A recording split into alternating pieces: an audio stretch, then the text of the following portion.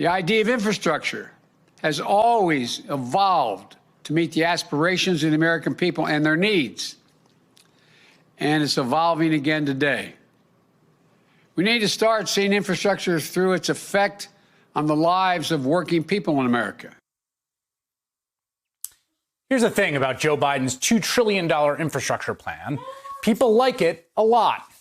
A new poll out yesterday shows that 60% of voters support the plan, and support for the individual items in the plan are even more popular. Even the one Republicans like to say don't count as real infrastructure, like caregiving. 65% of voters say that they support funding Biden's plan through higher taxes of corporations. So the plan seems to be selling itself, which I imagine is good news for the person in the administration tasked with doing just that, the new Secretary of Transportation, Pete Buttigieg, who joins me now. Great to have you on the program, Secretary. Let's start with the polling. Do you think the popularity of this puts political pressure on Republicans, or have you learned from the COVID relief package that they're essentially view themselves as independent of that kind of thing? Well, as we've learned, just because something has huge bipartisan support among the American people doesn't mean the same thing's going to happen here in Washington. But I do think these latest numbers about the popularity of these proposals are going to be helpful in getting this plan through, especially the fact that it's not just as a whole, as a package that Americans like it, but it's the individual pieces too. So, you sometimes hear opponents saying, well, you're relying on this popular thing to sneak that unpopular thing through. But the truth is, all around, these are good policies. And I think that's why they command such overwhelming support. Now, as you know, getting Washington to catch up to the American people isn't always automatic. But I do think it's going to be helpful in our continued outreach to Republicans, asking them to support this plan and, in good faith, asking what changes they would make that they think might make it better. Yeah, Senator Marsha Blackburn of Tennessee tweeted this out, that Biden's proposal is about anything but infrastructure, $400 billion towards elder care. I mean, I was obviously horrified to think you would be trying to hoodwink Americans into supporting elder care. Is that true? So guilty as charged. We are supporting elder care, caregiving economy, making it easier to age in place and have community-based care, because having that kind of care infrastructure in place is part of what makes it possible for Americans to thrive. Again, not sure why that's being singled out, given that it is something that the American people believe we ought to do.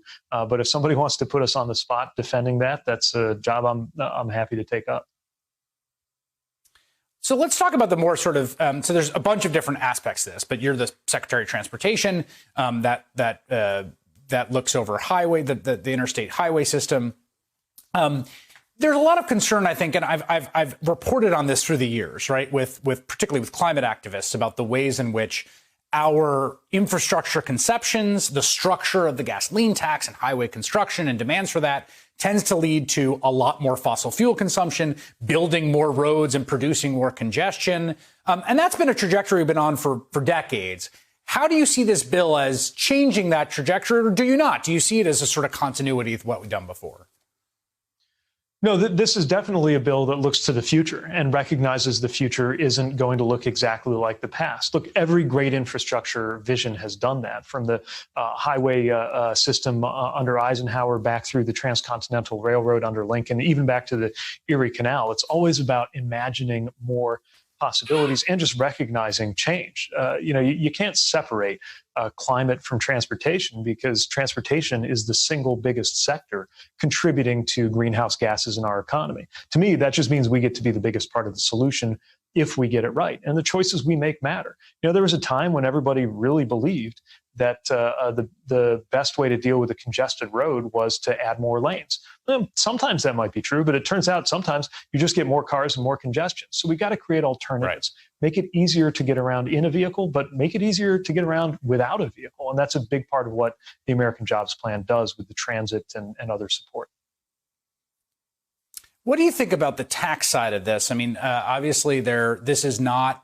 There are pay-fors in this. Some of it on the corporate tax rate being raised back up. Oftentimes, that can be the stumbling block, certainly with any sort of Republican support. But it also becomes a kind of crowbar for them to kind of pry away support from it among the populace. Though the polling shows it relatively popular? How important is the tax side of this to the package? Yeah, again, one of the really important things to point out here is that Americans actually like this package even more when you explain how we're going to pay for it. The president's made it clear that this ought to be paid for. This plan does that. And all we're doing is asking corporations to pay not even high taxes, just regular taxes. I mean, 28%. That's lower than it's been for most of our lifetimes. Most of my lifetime, the corporate tax rate's been at 35. If corporations could handle 35, surely they can handle 28. Of course, the reality is a lot of corporations have been paying 0.